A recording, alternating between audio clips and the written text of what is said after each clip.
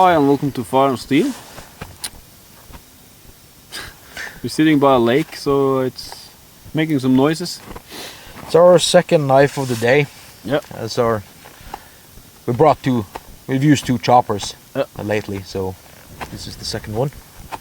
And today, or this episode, we're gonna test the Kabar BK4 Becker Machax.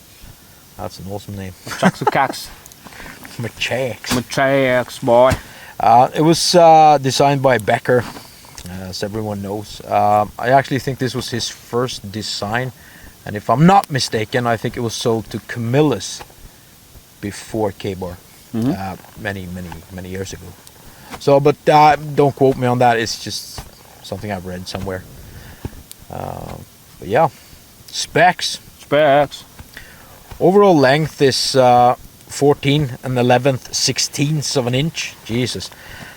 Blade length is 9 3/8 of an inch. Thickness is 0.188 inches, and the weight is 15.6 ounces. Indeed it is. The BK4 has a blade made of 1095 carbon steel. Crow van, they like to call it. Crow van. But I'm not. Yes. Come back in my crow van. It has a saber grind, clip point, two clip points. Yeah, I guess two clip points. Swedge. Swedge. It has a black epoxy powder coat, which I've heard people complain about. Oh, they have? The K-bar coating. Oh, really? But we haven't had any problems with our K-bars. No. The BK9 performs perfect. Yeah. It hasn't shown anything. No. So, yeah. Well, I digress. You digress, boy. It has a cooker style look to it. The handle material is Zytel, Grivery Zytel. And it has a full tang. Which you like, this pommel. Yeah, I like these pommels. They're not protruding, they're not sticking out every which way and being sharp and pointy, and that doesn't make any sense. I mean, the pointy end is here. That doesn't need to be pointy. Nope. So I like these sort of pommels. It's supposed to break ice and windows and whatever. More That's like a hammer. Yeah. I guess you could actually use it as a hammer too. Like this, maybe. Well, if you put your fingers around. Yeah, if you. Has a lanyard hole at the bottom, pretty big one, which is nice, I guess.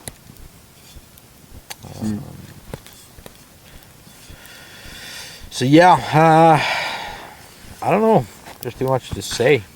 It's pretty unique look to it, cool look. I like it.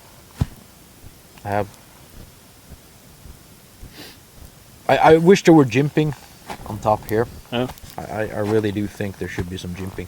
Yeah. Because it's not good in smaller work. It's it's very good to hold like this. Yeah. Like this, it fits very well in the hand. Yeah. It's really good angle, so you get that really nice. And it's not too heavy. No, it's not. Not too long. The feather sticks work fine with this Yeah. for a small job, and the batoning. You can baton. It's broad enough to baton quite a nice piece of wood, and you still get a good piece of blade to hammer. Yeah. The handles though are those BK handles, which I'm not a big fan. Freddie likes them more than me actually. I think they need Ranger bands or micarta. I'm not gonna say for sure if these are the exact same size as the BK9, but I know the BK7 and the BK9 has the same handles, the exact same handles, and a few other knives I think that in their line has the same handles. Yeah, I guess the same look. Yeah, but I think the same size too, because out of a economical standpoint, it's smart. I mean, to design your knives so you can use the same handles on them all. So, but I think the distribution of weight and the ergonomics on the blade actually makes this one a little bit more uncomfortable than the BK9. Yeah. because it tips forward. Yeah. Weird thing, I can't even describe where my problem lies, because the BK9 works great when we tested it, but this one actually starts to gnaw on my hand, my finger. I didn't have that problem, but I see the issue. Yeah. I do, because as we said, it tends to tip a little bit forward weight-wise when you chop, and so it kind of drags your hand over the pommel edge, or the edge of the handle here, and it doesn't do that on the BK9. No, it doesn't. Because your chop would be straight down. Exactly on this corner down here. Yeah. So it has a little hot spot. It's not a big deal, but it's there. Mm.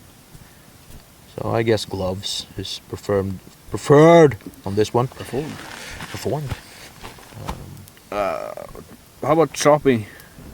I'm not too impressed, actually. It might be because of just the length of it and the weight, but I think if you put another grind on it, another edge, you make the edge bigger. I think it would bite more than what it does. I saw a guy, Gavco on YouTube. He made a new edge on it, and it chopped like a beast. And I think this one would do, because I think it hits the grind here, the saber grind, too early. The convex edge, so it doesn't bite down enough into the wood. So I guess it's a chopper, but it's at the same time it's not. It's a big knife. So it does chop. It's not a problem, but it doesn't chop as well as the BK9. I'm guessing it's the weight. I don't know. Yeah, it could be the weight. It's so thin down here. Yeah. So it's only this part that weighs it down when you swing it. Yeah. I guess. Yeah, I'd say so. Yeah. Sheath. It's that standard nylon sheath that Kabar uses. Front, it's got a dangler because when the knife goes in, as you can see, it's on an angle. So it has to be like this, because it's ambidextrous as well, so it goes down both ways, which is cool. I like that. I really am a fan of ambidextrous things like that, because I think it's important to not alienate the lefties. I'm not a left hand myself, but it's an unnecessary thing. Yeah. So it's a nice plus that it's ambidextrous as this. The buttons are great, I think. The belt loop is quite big. And there's a little rattle. I don't think there's too much rattle when you carry it lefty. So that's also a normal thing.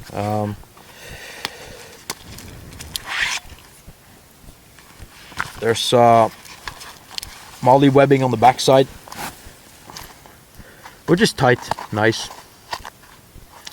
And a loop here for your paracord lanyard.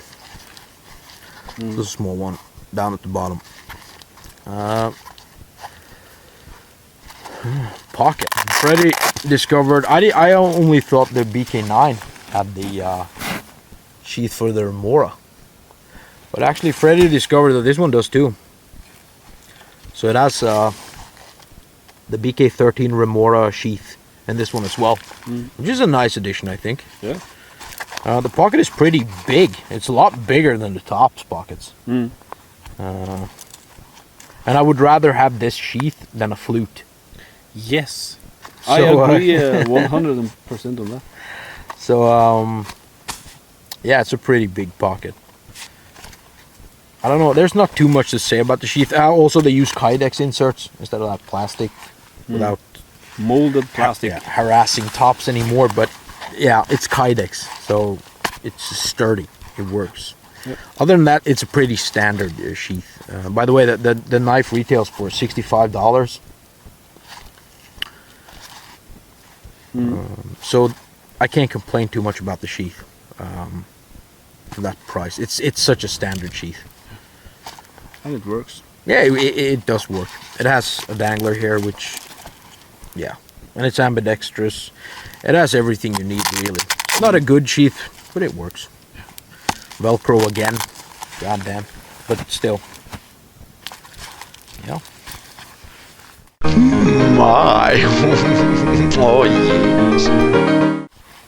Yeah, so who's it for?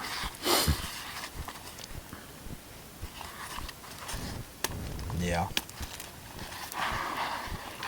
I guess you would have to be a fan of this shape, first of all. Definitely. Yeah.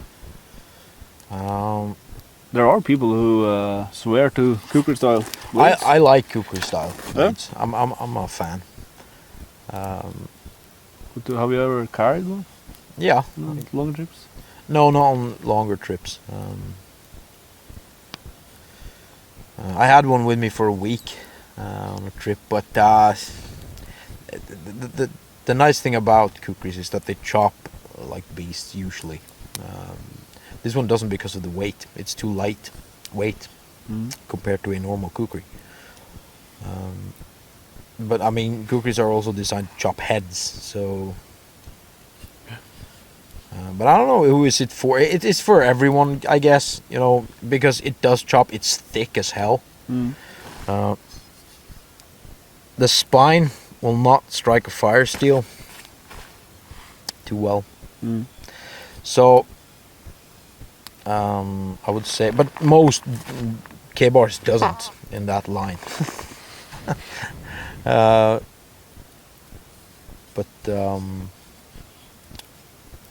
would say it's for pretty much everyone. It's just a knife. It does small work. It does the chopping. You get $10.95 with a good coating for a reasonable price. Would you buy this over the BK9? Nope. No. I wouldn't either. So I would say this is for the, as you mentioned, people who like the kukri style. Yeah, it's a good all-round knife. Yeah, it feels good in the hand. It really does. Yeah, good at finer work. It was good at making feather sticks. Yeah. Should you buy it? Well, yeah. Probably if you want a kukri style blade. Not like those other bees we have reviewed. That are both from Schrade and from Cold Steel, and they're too damn big. I think this is a smaller, more knifey kukri. Yeah. It's a more tool than pure kukri. So it does well in batoning, does okay in chopping, and it does pretty good finer work because of the grip, and you get a good feel. Yeah, so I guess that's all we had for the Kabar BK4 Machax. Machax. Haxur. You have to do your thing. Haxur tracks. Boy. Goodbye.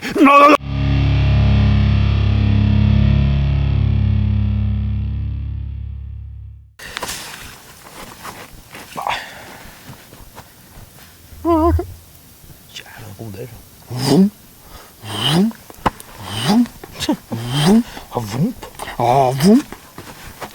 Ska du med buksa eller? Nej. Oj. Bara helt buksa. Ja, det.